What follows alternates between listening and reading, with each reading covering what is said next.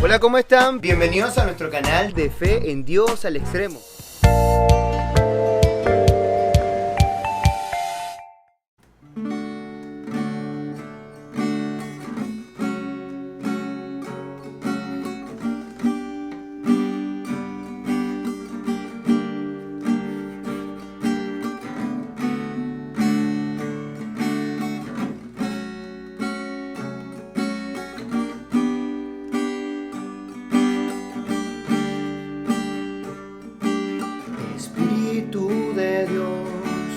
Espíritu de Dios, ven a mí, ven a mí.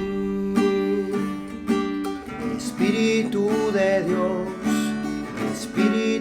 de Dios, ven a mí, ven a mí. Quiero cumplir la voluntad de Dios, quiero hacer la vida en mí.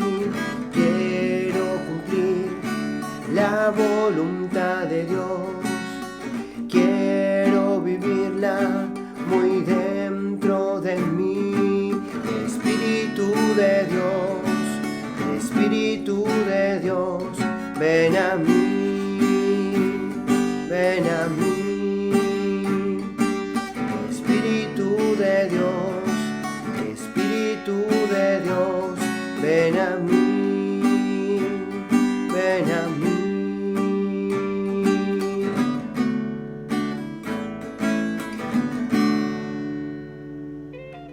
Hola, ¿cómo están? Bienvenidos a su canal de Fe en Dios al Extremo. Hoy vamos a hablar de la fiesta del Corpus Christi. Muy bien, esta fiesta obviamente es también la fiesta que se da de los misterios de los dones del pan y del vino consagrados. Nosotros creemos como cristianos católicos que ya está nuestro Señor Jesucristo en carne y sangre verdadera. Esto obviamente tiene un trasfondo histórico, un trasfondo doctrinal que se origina netamente en las Sagradas Escrituras. Y aunque no podría hablar jamás de todo lo que se ha estudiado del cuerpo y la sangre del Señor en el transcurso de la historia de la Iglesia y de la historia de la salvación, vamos a hacer una pequeña síntesis que nos va a ayudar a comprender cómo ha ido creciendo nuestra devoción, sobre todo con esta fiesta del Corpus Christi. Entonces vamos a invocar la presencia del Espíritu Santo para que Él nos ilumine y nos guíe. Y les invito entonces a decir conmigo esta pequeña y hermosa oración. Ven, Espíritu Santo, luz y gozo, amor, que en tus incendios nos abrazas. Renueva el alma de este pueblo, que por mis labios canta tu alabanza. En sus fatigas diarias se descanso, en su lucha tenaz, vigor y gracia. Haz germinar la caridad del Padre, que engendra flores y quema zarzas. Ven, amor, que iluminas el camino, compañero divino de las almas. Ven con tu viento a sacudir el mundo y abrir nuevos senderos de esperanza. Amén. Para ir desglosando este misterio de la Eucaristía, vamos a leer el fragmento del capítulo 14, versículo 22 al 26 del Evangelio de Marcos. Es un poco más reducido que el que sale en la liturgia del Corpus Christi del día domingo, pero allí está centrado el tema propicio que queremos discutir hoy. Dice así: en aquel tiempo, mientras Jesús comía con sus discípulos, tomó pan, lo bendijo, lo partió y se los dio diciendo: tomen, este es mi cuerpo. Tomó luego una copa y después de dar gracias, se la pasó y bebieron todos de ella. Y les dijo: esta es mi sangre, sangre de la alianza, que es derramada por muchos. Yo les aseguro que ya no beberé del producto de la vid hasta el día en que lo beba de nuevo en el reino de Dios. Palabra del Señor, gloria a ti, Señor Jesús. Muy bien, entonces vamos a desarrollar esta fiesta del Corpus Christi y este análisis que vamos a hacer de la doctrina del cuerpo y la sangre de Cristo en tres momentos. Primero, la historia de la fiesta, cómo se fue desarrollando esa devoción a la Eucaristía y cómo ha llegado a nosotros la fiesta y solemnidad del cuerpo y la sangre del Señor, del Corpus Christi. Seguidamente nos vamos al enfoque bíblico tanto en el Antiguo como en el Nuevo Testamento. Por último, vamos a ir desarrollando la historia de la teología doctrinal del cuerpo y la sangre de Cristo, desde los padres apostólicos, luego los padres apologistas, cómo lo percibieron los padres griegos, los padres latinos, cómo fueron las controversias, porque hubo dudas sobre si el Señor estaba ahí en el pan y en el vino en el siglo XI, luego cómo la iglesia logra solucionar esta controversia, cómo Lutero también influye un poco, cómo el Concilio de Trento lo reafirma y la nueva evolución del Concilio Vaticano II. Entonces va a estar bastante interesante, quédense hasta el final. Primero que nada, tenemos que la fiesta del Corpus Christi ya antes del 1270 se celebraba en la diócesis de Colonia. Pero la referencia más real, o más conocida, es a finales del siglo III, en la abadía de Cornillon, en Bélgica. Había una monja que era como priora, se llamaba Santa Juliana de Monte de Cornillon, está en Bélgica. Ella, cuando los sacerdotes iban al monasterio a hacer la Sagrada Eucaristía, daba ciertos signos y símbolos dentro de ella para dar un realce al momento de la consagración, muy conocidas actualmente por nosotros como el toque de la campana, el poder bendecir y adorar al Señor sacramentado expuesto en el altar. Otro detalle también interesante es el bendecir al pueblo con el cuerpo y la sangre de Cristo, con Jesús sacramentado en una pequeña custodia. O sea, todos esos ritos la van motivando a ella a hablar con su obispo, Monseñor Robert de Thiere, de la diócesis de Lieja. Entonces, él, conmovido por la situación de esta hermana, pues prolonga o llama a un sínodo en el 1246, donde se proclama que en su diócesis se comience a realizar toda la veneración de la fiesta que hoy conocemos como Corpus Christi. En esa diócesis, allí hizo vida el archidiácono de Lieja, Jacques Pantaleón, que luego será el Papa Urbano IV. Además de eso, cuando en el papado de Urbano IV se da la situación del milagro eucarístico en Italia, el famoso milagro eucarístico de Bolsena. Un sacerdote va a la iglesia de Santa Cristina, allí comienza la Eucaristía, hace la consagración. El sacerdote al parecer tenía ciertas dudas si el Señor estaba o no estaba allí en el pan y en el vino, y resulta que cuando está alzando el pan, de allí comienza a gotear hacia el corporal gotitas de sangre. El Papa Urbano, motivado primero por lo de su fiesta de su diócesis y viendo ahora el milagro eucarístico, también se motiva a que por medio de la bula Transistorum del 8 de septiembre haga que la fiesta del Corpus Christi sea universal. Clemente V, en el Concilio de Viena, en 1311, también motiva y estimula a que sigamos haciendo esta fiesta tan conmemorable del Corpus Christi. Juan XXII seguirá motivando esta situación, y el Concilio de Trento, con todas las controversias, también animará para que se siga festejando en toda la Iglesia universal esta conmemoración tan hermosa al cuerpo y la sangre del Señor. Tenemos entonces esta santa en su monasterio, tenemos entonces también el milagro de Bolsena allí en Italia, tenemos al Papa con su bula y una gran continuación de parte de los otros concilios de los papas para que se siga promoviendo la devoción y la adoración al cuerpo y la sangre del Señor. Ha llegado hasta nuestros días. En algunas parroquias lo celebran y en algunas diócesis se celebran los jueves y en algunas parroquias también lo celebran los días domingos. Eso depende del país. Generalmente el decreto se da para que se celebre el jueves después del domingo de la Santísima Trinidad. Sin embargo, por razones pastorales ya sabemos que se celebra el día domingo después de la Santísima Trinidad. Ahora vámonos con el aspecto bíblico. ¿De dónde entonces se saca esta devoción? ¿Cuál es el realce que se le crea? ¿Cuáles son los fundamentos bíblicos? Pues bueno, en el Antiguo Testamento tenemos Éxodo 24:8, donde Moisés está haciendo la alianza con el pueblo y para ratificar esa alianza toma un cordero y con la sangre del cordero empieza a rociarlo y dice, esta es la sangre de la alianza. Una prefiguración total de lo que es el misterio que pronto será la Eucaristía. También el profeta Zacarías, en el capítulo 9, versículo 11, hace una referencia sobre la sangre de la alianza que purificará al pueblo de Israel.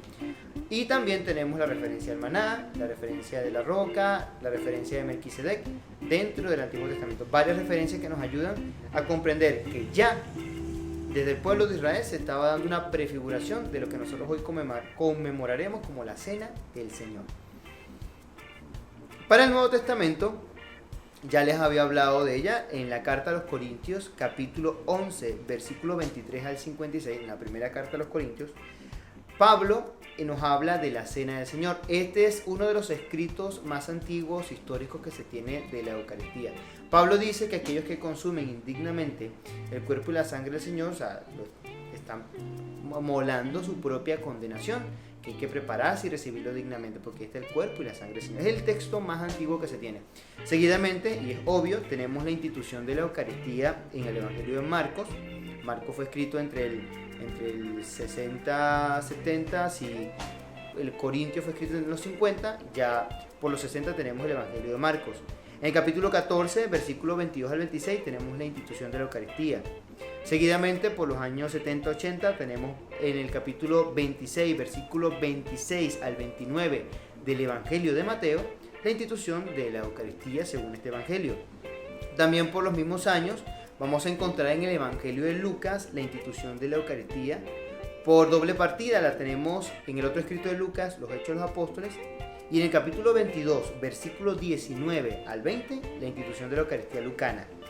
Y en el capítulo 2, versículo 42 de los Hechos de los Apóstoles, cuando se celebraba allá la fracción del pan, también llamada Eucaristía, lo que nosotros llamamos Eucaristía, la fracción del pan en los Hechos de los Apóstoles de Lucas.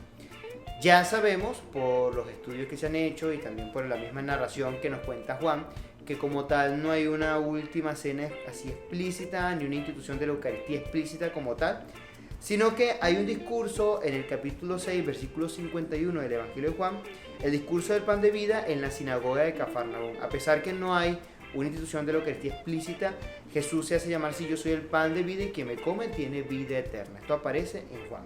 Este es el enfoque bíblico, tanto las prefiguraciones del Antiguo Testamento como históricamente desde los Corintios hasta el Evangelio de Juan, lo que nos quiere decir Jesús sobre que Él es el pan de vida y la institución de la Eucaristía desde las narraciones evangélicas. Vámonos entonces con la parte doctrinal. Para la parte doctrinal, después de los escritos del Evangelio y los escritos de las cartas apostólicas, obviamente nos vamos a encontrar con los padres apostólicos. Incluso la Didache, que es de los años 70-80 después de Cristo, nos dice que hay algunas bendiciones que se dan sobre el pan y el vino, y también sobre ciertos ritos que se hacen en el ágape. No podríamos decir que es la liturgia eucarística o la misa como la conocemos actualmente, pero sí hace una referencia bastante explícita. Específicamente, si lo pueden descargar por internet, en el capítulo 9 y capítulo 10 de la Didache van a encontrar estas bendiciones rituales del ágape y las bendiciones sobre el pan y del vino. Luego tenemos en el siglo II los escritos de los padres apologistas, y aquí voy a hacer referencia a la carta a los Efesios de San Ignacio de Antioquía. Él afirma: de la Eucaristía y la oración se apartan los docetas, unos herejes de aquel momento, porque no confiesan que la Eucaristía es la carne de nuestro Salvador, Jesucristo, la que padeció por nuestros pecados, la que por bondad resucitó al Padre. Entonces, en esta carta a los Efesios, él está contrarrestando la doctrina doceta bastante mezclada en aquel momento.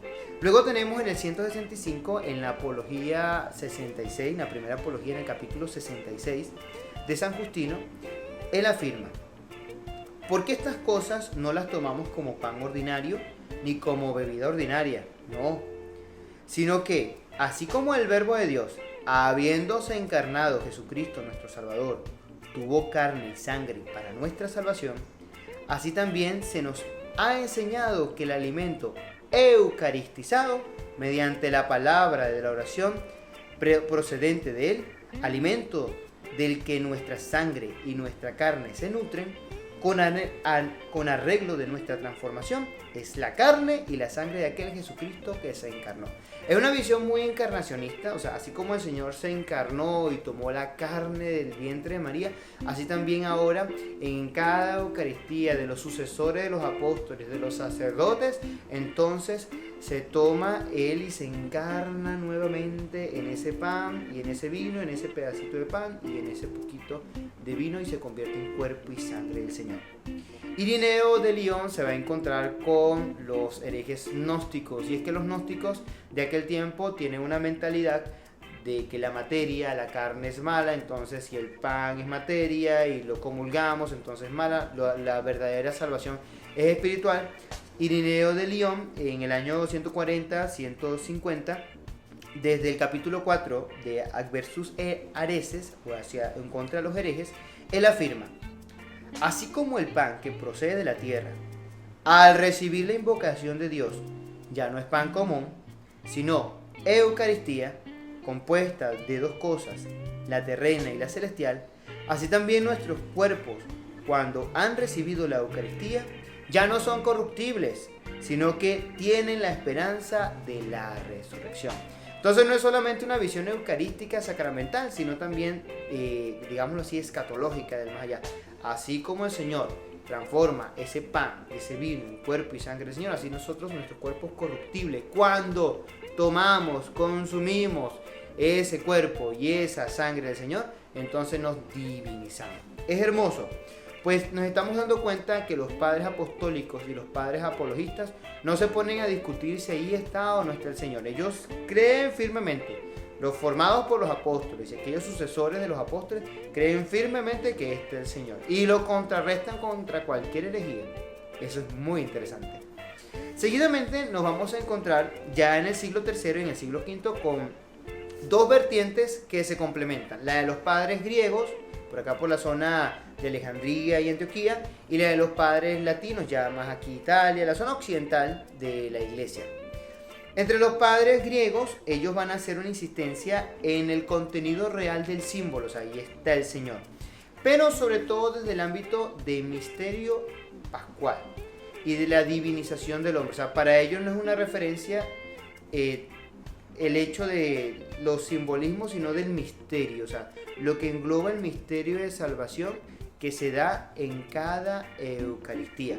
Por ejemplo, los padres alejandrinos, ahí vamos a encontrar a Clemente, a Orígenes, a Eusebio de Cesarea, a Atanasio, a Cirilo de Alejandría. Ellos afirman: Dios se ha hecho hombre para que el hombre se haga Dios por medio de la divinización y la encarnación de Jesús en la Eucaristía. Para ellos la Eucaristía es el medio preferido de comunión con el Señor. Es el cuerpo y la sangre de Cristo, su figura, manifestación sacramental. O sea, allí está Jesús, y por medio de ese misterio Él nos salva, nos diviniza. Comemos el cuerpo y la sangre del Señor para ser divinizados y resucitados. Es hermoso. Luego están los padres antioquenos. Ahí está Teodoro de Moxuestia, San Juan Crisóstomo, Cirilo de Jerusalén. Ellos ponen mucho énfasis también en ese misterio pascual, pero sobre todo en la anágnesis y en epíclesis. La anágnesis es la conmemoración del misterio, de cuando nos reunimos para celebrar la Eucaristía, y la epíclesis, cuando invocamos el Espíritu Santo sobre esos dones para que nos divinicen. Si se dan cuenta, su visión es más mistérica, más pascual, más concentrada en todos los signos eucarísticos, y allí nosotros nos redimimos, nos volvemos uno como iglesia. Es bastante hermoso la visión de los padres griegos, tanto de los alejandrinos como de los antioquenos, o sea, es bellísimo.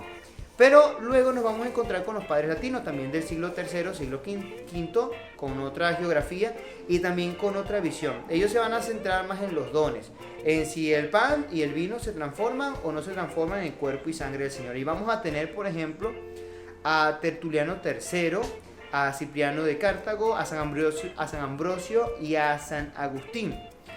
Es una visión más que de misterio, y en el símbolo, en el signo, es una visión más realista. ¿Está o no está el Señor en el cuerpo y la sangre del Señor? Y hacen mucha insistencia en eso y en los ritos. Por ejemplo, Tertuliano emplea diversos nombres para calificar a la Eucaristía: cena del Señor, banquete de Dios, ofrenda, acción de gracias, solemnidad del Señor, pan y cáliz eucarístico, y lo describe con bastante precisión las partes de cómo se va desarrollando esta Eucaristía, los símbolos y cómo son las fórmulas para que realmente se dé la consagración.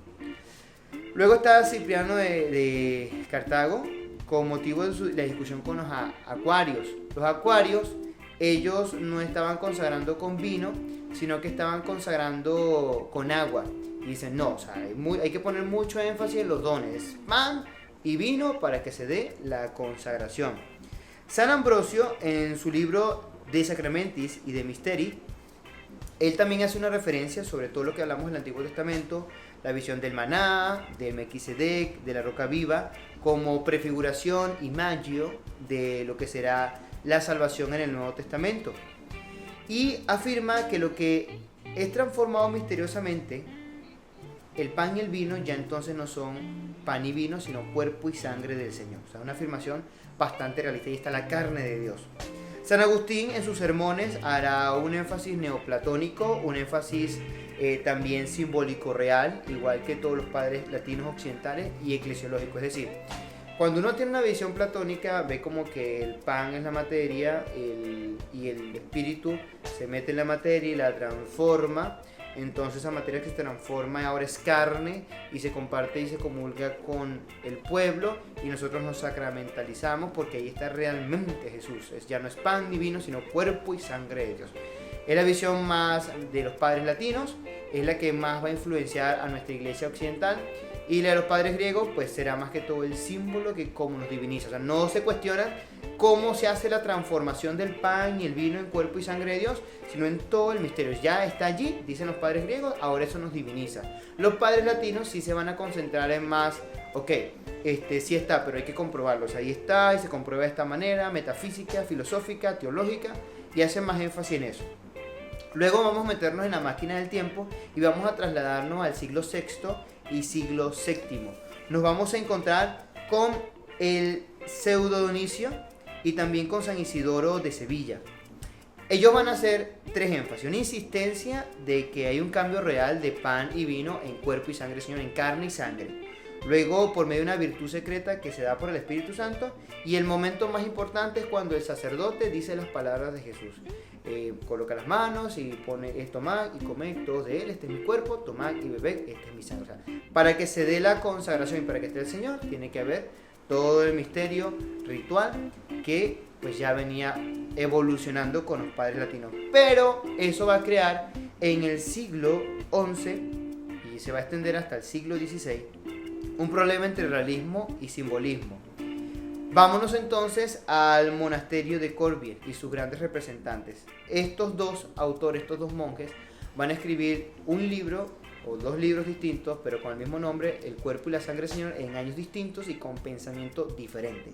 Por ejemplo, Pascasio de Ragberto en el 851 va a afirmar un realismo extremo, donde él afirma que el pan es carne real, la carne real del vientre de María, de la carne de Jesús. Ahí está el Jesús histórico, al igual que paseó por Israel, por Jerusalén en aquel momento. Ahí está el Señor de la historia.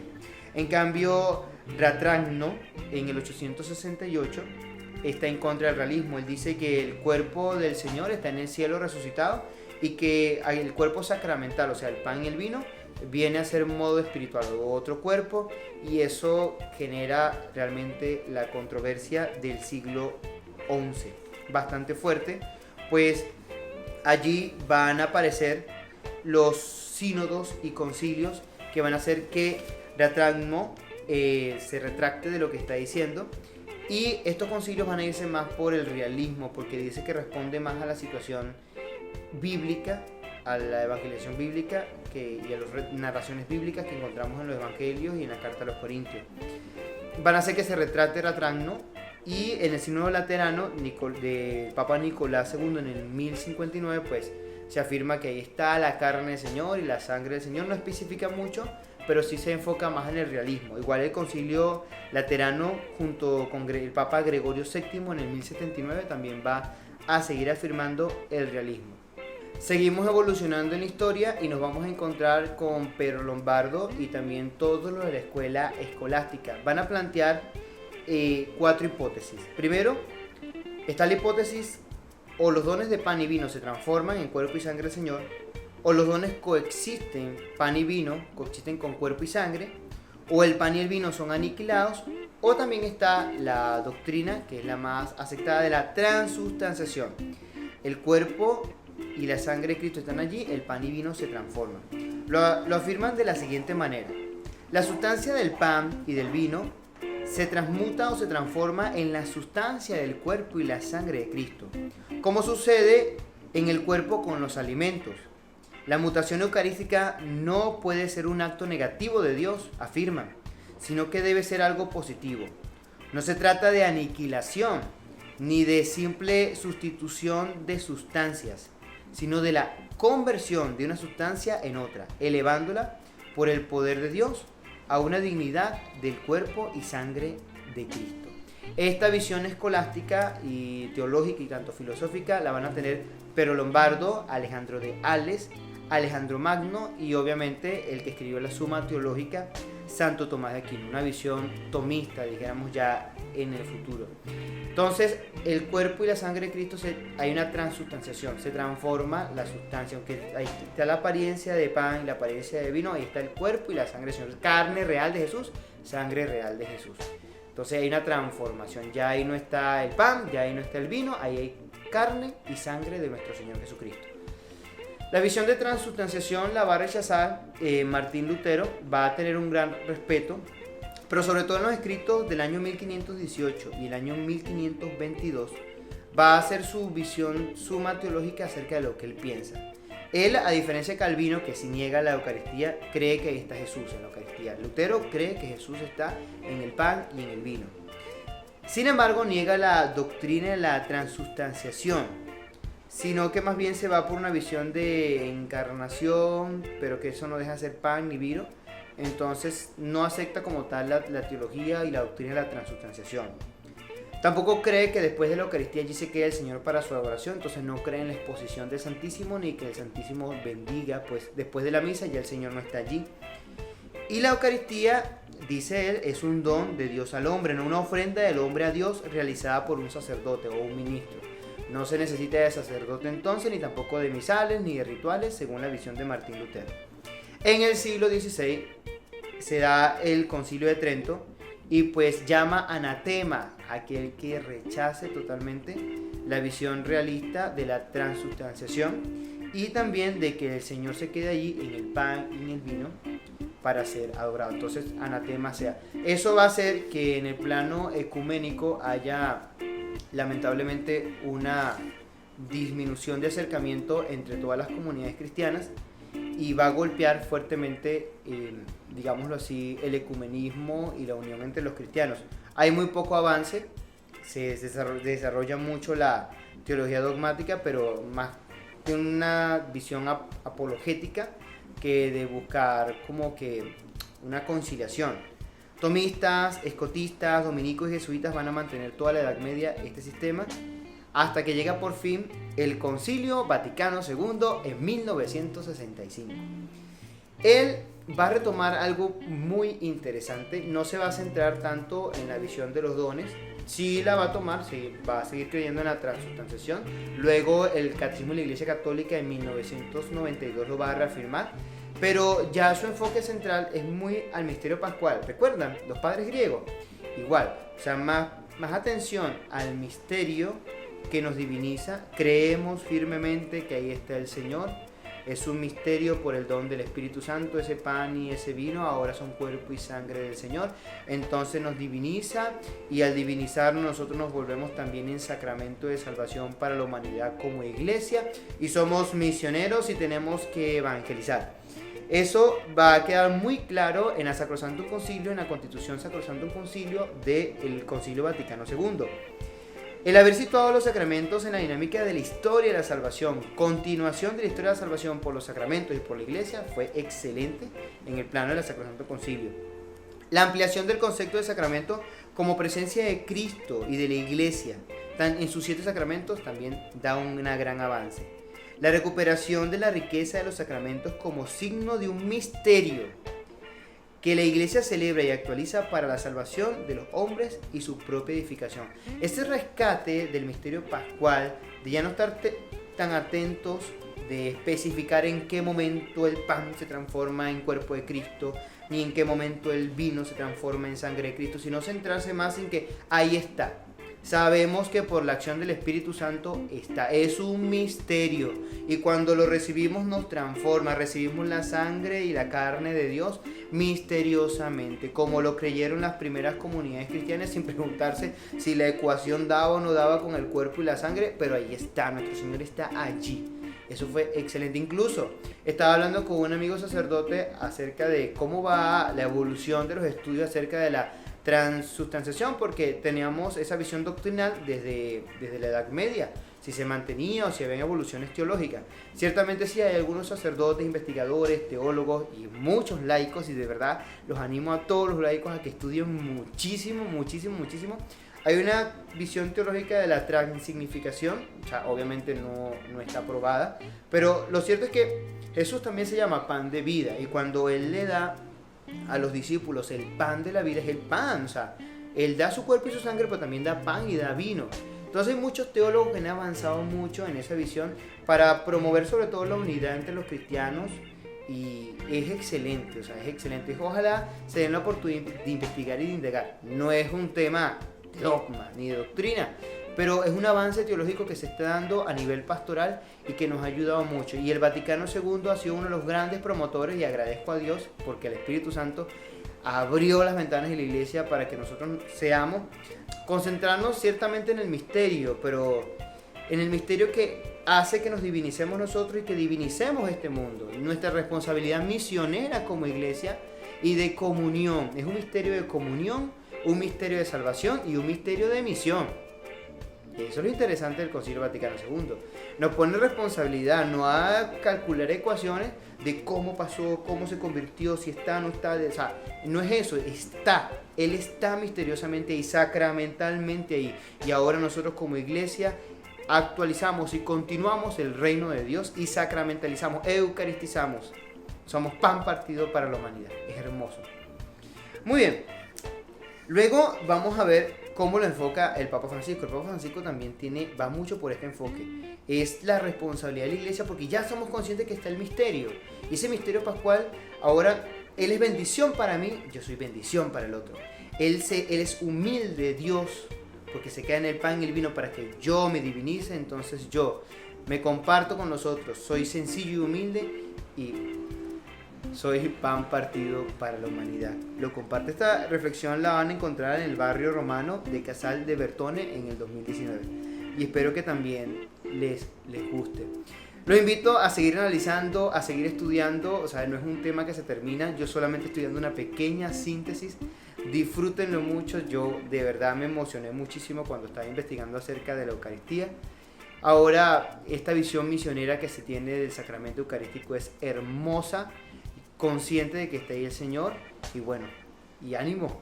Vamos entonces, aquí les tengo una oración que usaba mucho San Ignacio de Loyola en sus ejercicios espirituales y que motivó mucho Monseñor Antonio Montero. No sabemos quién la compuso, pero sé que la conocen. Digan conmigo para final esta reflexión: alma de Cristo, santifícame. Cuerpo de Cristo, sálvame. Sangre de Cristo, embriágame. Agua del costado de Cristo, lávame. Pasión de Cristo, confórtame. Oh buen Jesús, óyeme. Dentro de tus llagas, escóndeme. No permitas que me aparte de ti. Del maligno enemigo, defiéndeme. Y en la hora de mi muerte, llámame. Y mándame ir a ti, para que con tus santos te alabe por los siglos de los siglos. Amén. El Señor esté con ustedes. Y la bendición de Dios Todopoderoso, Padre, Hijo y Espíritu Santo, descienda sobre ustedes y les acompañe siempre. Amén. Sean pan partido para la humanidad. Sigamos estudiando la doctrina de la Iglesia. Y no vayan a olvidar, navega mar adentro con el Señor. Que Dios te bendiga.